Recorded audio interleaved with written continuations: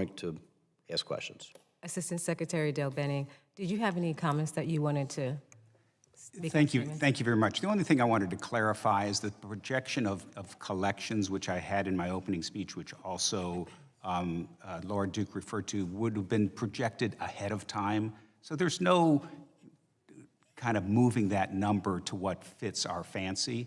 That projection was made at the beginning of the year, and we achieved that number. Thank you for letting me clarify that. Thank you. And Ms. Duke, did you have anything you wanted to state?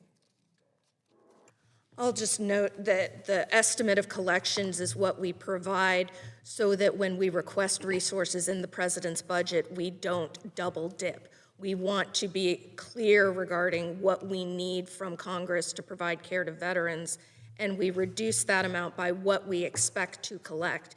Sometimes we collect more, sometimes we collect less, but that is intended to help you do your job in terms of providing appropriations to us in our need. Thank you. In our accountability hearing last week, Inspector General Missal aptly discussed the challenges that IG faces in conducting oversight of certain elements of the community care, like wait times and quality of care. As I understand it, VHA's Office of Integrity and Compliance utilizes data from the PIT to support investigations performed by OIC and DOJ and provide necessary oversight of community care claims. Dr. Davis Bradley, while the PIT has been down, how have you been able to support the work of detecting fraud, waste, and abuse in community care claims? We've had a lot of opportunity to look up into the upstream payment systems. And so as soon as it became clear that the program integrity tool was not going to be coming online as quickly as we had hoped, we started kind of building data queries, data polls, to look into the upstream payment systems to do the same types of analytics that we've always done, looking pre and post payment to identify potentially fraudulent, wasteful, or abusive billing or payment. There's been some indication that VA may not continue to utilize PIT for fraud, waste, and abuse detection efforts. Is that true? So we are trying, and we've had lots of conversations with CMS over the past year to better identify kind of what they are doing. They are about 5 years more mature than we are in some of our processes, and so what we're trying to do is learn from other federal agencies to make sure that we have the best system and processes in place to ensure that we're detecting the most amount of fraud, waste, and abuse. Dr. McDonald, how has the data you've received from these upstream systems been sufficient for your oversight efforts? We haven't received any data from the upstream systems that are being used.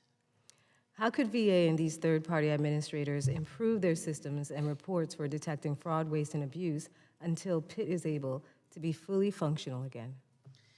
So it's my understanding that different uses were implemented, like the upstream systems, but I am not familiar with the specifics. I think Dr. Davis Bradley would probably be better able to talk about the specifics there. And what information would you need, what data would you need so you can conduct sufficient oversight?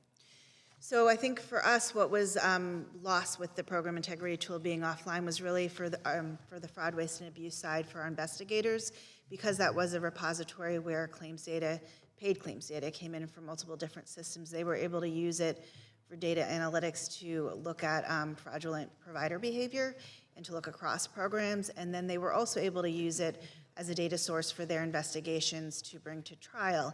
And without that, they've had to use other data sources that have taken more time and more effort for them to get the other data from the other sources. So that's been a loss for them while it's been offline.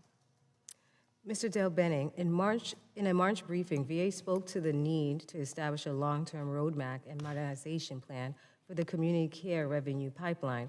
What progress has VA made in developing this roadmap and plan? At this point, we've been focused on the repair of the pit, and so I would say we've only had conversations about what the requirements are from the various stakeholders, which would be VHA and revenue operations and Office of Integrity, but we haven't got to the point where we've actually plotted a way forward. The next step, and the thing that we're deeply engaged in right now, in addition to getting it fully loaded with data for revenue operations, is putting back the fraud, waste, and abuse algorithms or reports more accurately that ran on top. So that's the focus right now. Thank you. I yield back. If I may, just for 1 second, let me pass it just for, I know we only have a few seconds, but to Cherry to see if she had some additional things she would comment on in terms of